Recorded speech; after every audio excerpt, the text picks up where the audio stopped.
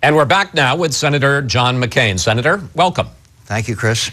You just heard Nancy Pelosi talk about these automatic spending cuts that kick in on March 1st. She wants a mix of cuts and, yes, more taxes, which I know you don't like. On the other hand, if you go to the automatic cut, sequestration, you get a 13% cut over the rest of this year in the Pentagon, which I know you also don't like. If it comes down to that, higher taxes or sequestration, the Pentagon cuts, where do you go? Where do you come down? Well, obviously, I don't want to see taxes increased, but what I would like to see is the president call the leaders over to the White House and say, look, we got to solve this problem. This sequestration, Secretary Panetta, outgoing Secretary of Defense, is one of the most widely respected men or person in Washington, D.C., and he has been saying this will devastate our national security.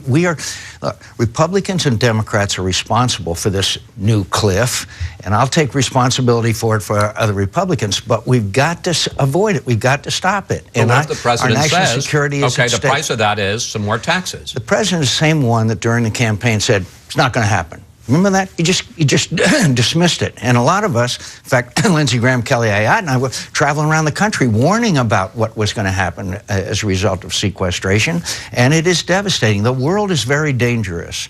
I'm sorry I'm a little emotional about this, but the men and women serving in the military deserve better than what we're giving them. They don't know what they're going to be doing tomorrow. We just delayed the deployment of an aircraft carrier.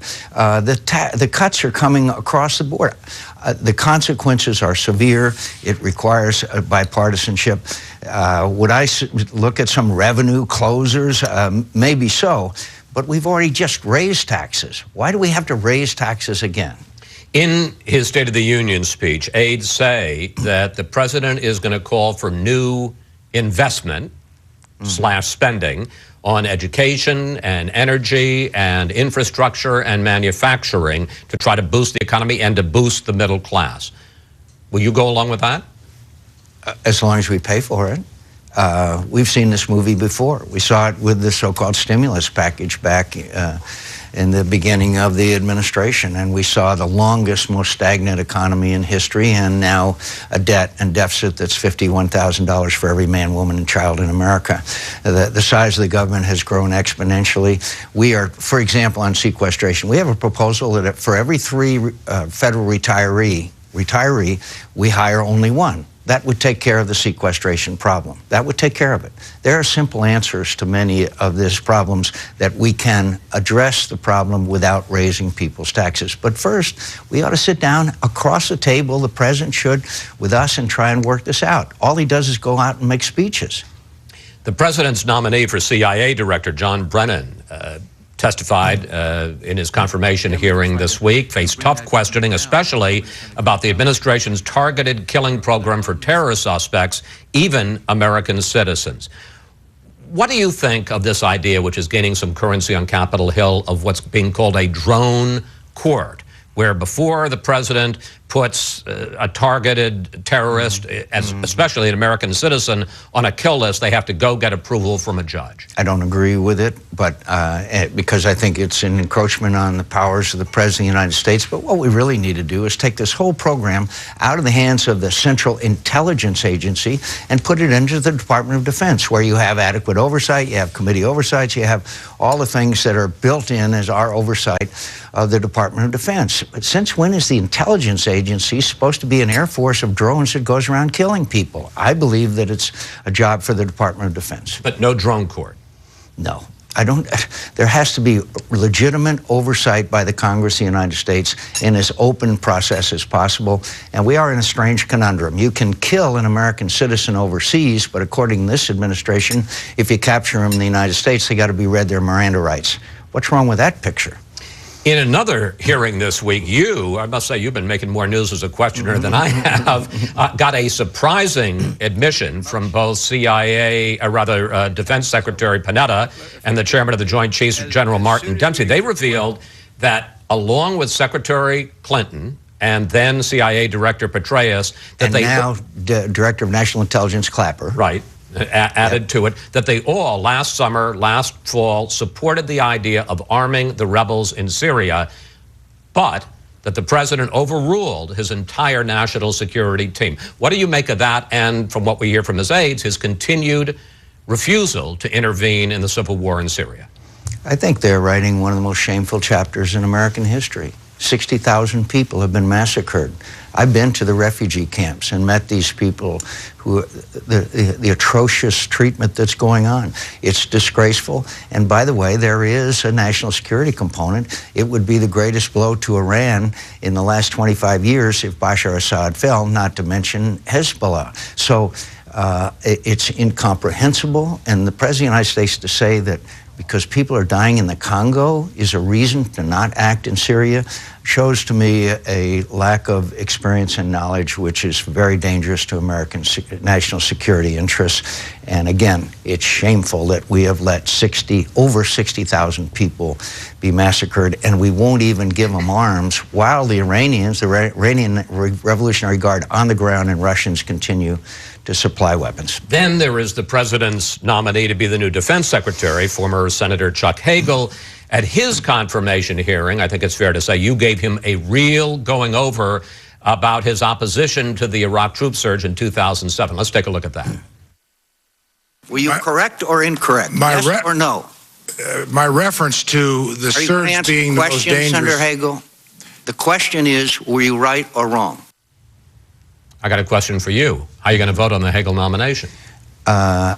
We've still got some more information, but again, that wasn't an academic discussion I was having with Senator Hagel. We were losing the war in 2006, and when the president came around, President Bush, who I'd been very critical of, came around and sent David Petraeus and the surge, we succeeded in Iraq. Now, because of the Obama administration's action afterwards, we're losing, and it's very badly unraveling. But the fact is that if we hadn't done that, more American lives would have been lost unnecessarily.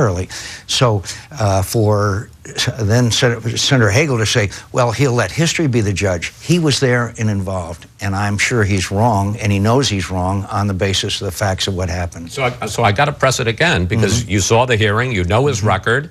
Are you going to support him for defense secretary? I will see the rest of the answers to his questions, but certainly I have very grave concerns.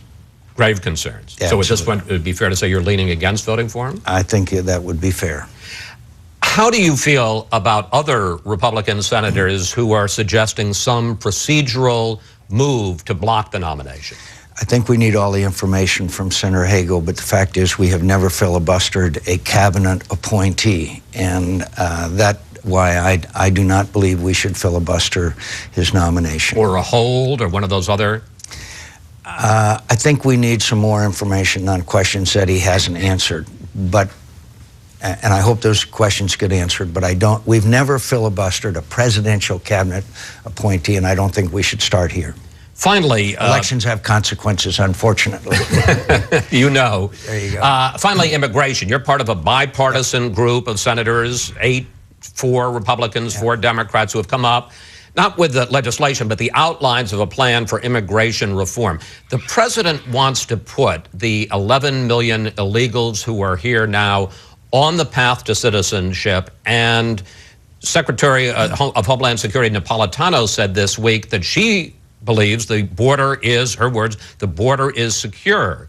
You, on the other hand, your group are talking about linking the path to citizenship to a number of measures to further enforce the border. Question, will you insist in any immigration package on border enforcement first? Yes, I will. And that is basically the agreement.